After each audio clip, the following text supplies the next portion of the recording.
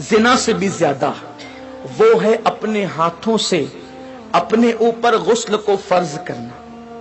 मुझे इससे आसान और इससे बाहया अल्फाज इस गुनाह के हवाले की तशरीह के लिए नहीं मिल पा रहे हैं कि लोग अपने हाथों से, नौजवान हमाम के अंदर बैठकर, बैतुल खला में बैठकर, तन्हाई में बैठकर अपने हाथों से अपनी इस्मत से खेलते हैं और वो अपने हाथों से अपने ऊपर गुस्ल को फर्ज करते हैं।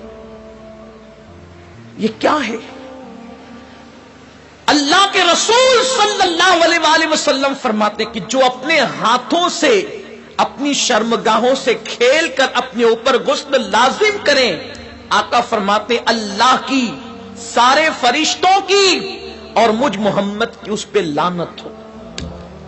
हुजूर जिस पे लानत करें, जो बेबाक लड़के, बेबाक छोकरे, वो तो जिना के अड्डों तक जाते हैं, लेकिन नाम में हाथ जो शरीफ कहलाते हैं, वो डरते हैं कि जिना से पकड़ न लिए जाएं, इज्जत न चली जाए, तो वो अकेलों में, बिस्तरों पर, मकानों में, दुकानों में, तन्हाइयों में अपने हाथों से अपने सरमाए को बर्बाद करते हैं। मैं अपना दिल का दर्द अपने उन भाइयों तक पहुंचाना चाहता हूं और आपके तवस्सुत से दुनिया भर में मेरे जो नौजवान इस फेले बद में गिरफ्तार है, जिस पर रसूल पाक ने लानत की, अल्लाह ने लानत की, हुजूर अलैहिस्सलातु व तस्लीम के गुलामों, जो अपने हाथों से अपने ऊपर गुस्ल फर्ज करें, कयामत के दिन उनको जानियों से ज्यादा सख्त अजाब दिया जाएगा।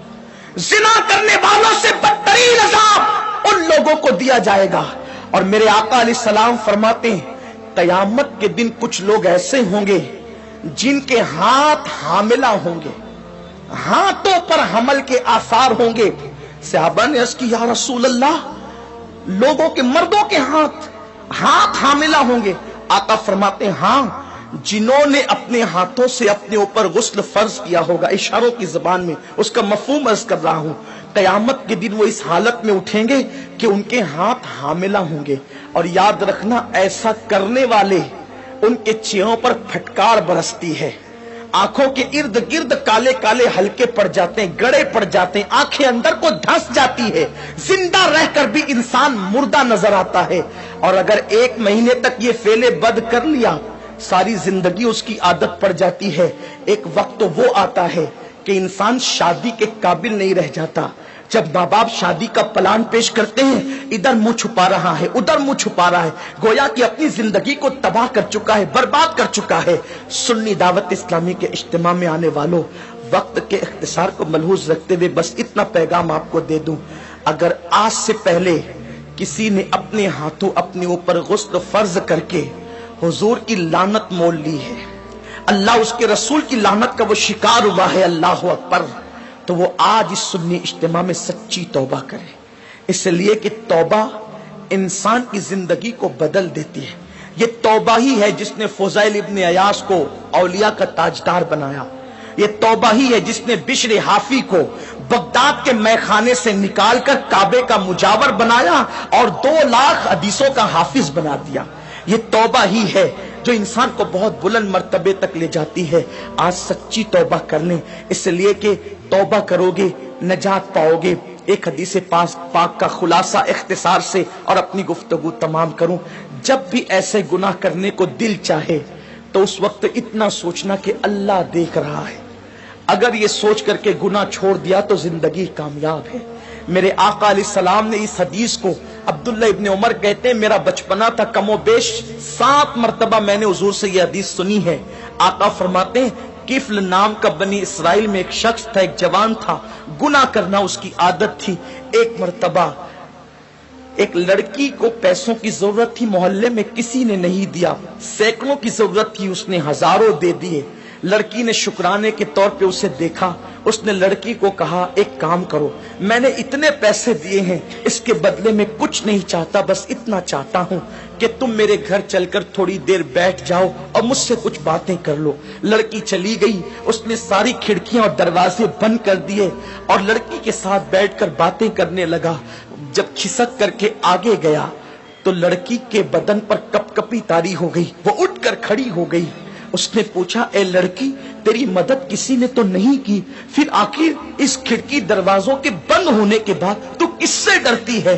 تو لڑکی نے جواب دیا کہ کوئی نہیں دیکھ رہا ہے، کفل تو نے 1000 بار ایسے کام کیے ہوں گے، لیکن آج سے پہلے میں نے ایسے کوئی کام نہیں کیا، مجھے ڈر لگتا ہے اگر قیامت میں میرا اللہ مجھ سے پوچھے گا تو نے یہ گناہ کیوں کیا، تو میں رب کی بارگاہ میں جواب دینے کی طاقت کہاں سے لاؤں گی؟ میں اللہ کو جواب نہیں دے سکتی، اس لیے میں ڈر رہی ہوں، وہ مجھے دیکھ رہا ہے۔ کفل نے کہا اگر وہ دیکھ رہا ہے تو تو یہاں سے چلی جا۔ لڑکی چلی گئی، ادھر لڑکی گھر سے باہر نکلی، ادھر موت کا فرشتہ گھر میں داخل ہوا، کفل کی روح نکالی۔ اللہ اکبر!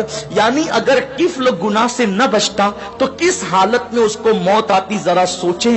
بستروں پہ لیٹ کر اپنے اعضاء سے کھیلنے والوں کو میں پوچھنا چاہتا ہوں، گندی تصویریں دیکھ کر اپنے اوپر غسل فرض کرنے والوں کو پوچھنا چاہتا ہوں، زنا کے مناظر دیکھ کر اپنے جذبات پہ بے قابو کرنے والے میری قوم کے جوانوں سے، میرے بھائیوں سے پوچھنا چاہتا ہوں، میں اپنے قوم کے مستقبل کو کتنا تاریک دیکھوں۔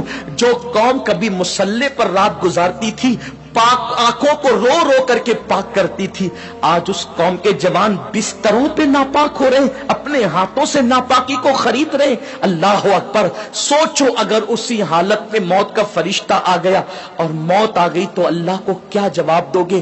کیا منہ دکھاؤ گے رب کی بارگاہ کے اندر؟ اللہ اکبر! کفل جیسی وہ لڑکی گھر سے باہر نکلی، موت کا فرشتہ آیا، کفل کی روح نکالی اور کفل مر گیا۔ جنگل کی آگ کی طرح یہ بات پھیل گئی پورے محلے میں، کفل مر گیا، مر گیا، مر گیا۔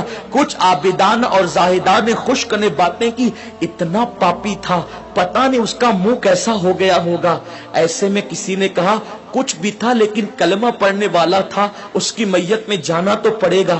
جب لوگ اس کی میت میں گئے تو اس کے گھر پر قدرتی قلم سے لکھا ہوا تھا کہ کفل اللہ سے ڈر کر ایک گناہ سے بچ گیا، اللہ نے اس کی ساری زندگی کے گناہوں کی مغفرت فرما۔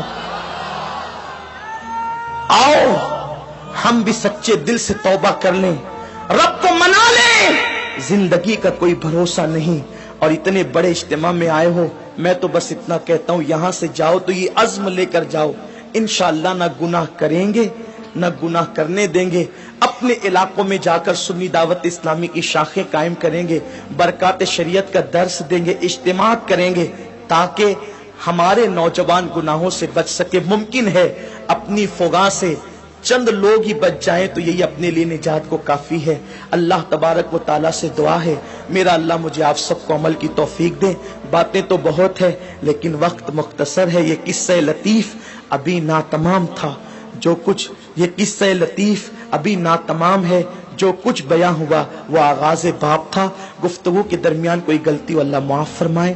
وما علینا الا البلاغ